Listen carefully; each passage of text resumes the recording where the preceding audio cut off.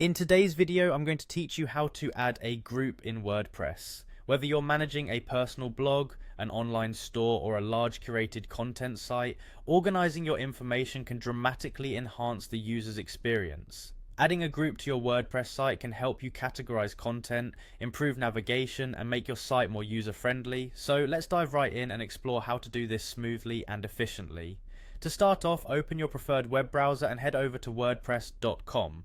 This is the main hub where you can manage your site. Once you're there, you'll need to log in. Look for the login button on the upper right corner of the home page and click on it. If you're like many of us and love the convenience of streamlined sign-ins, consider using the Continue with Google option.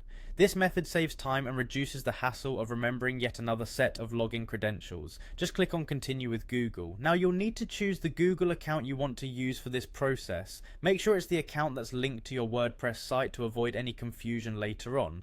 Once you've selected the appropriate Google account, WordPress will log you in. Immediately after logging in, you'll be greeted by the WordPress dashboard filled with various options and tools.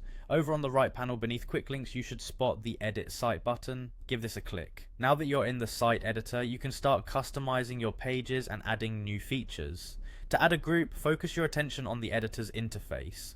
Look for the plus icon, often located at the top or left side of the editor, which signifies adding a block. Click this plus icon and a menu will pop up showing various items you can add to your site. At this point, you'll want to type in group into the search bar of the block menu.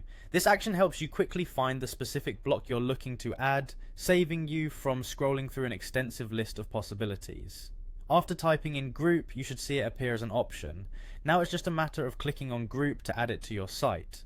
Once clicked, a new group block is added to your page, enabling you to further customize your content sections. You can now drag and drop elements, add text, images, or even other blocks as needed, ensuring your site is organized just the way you like it.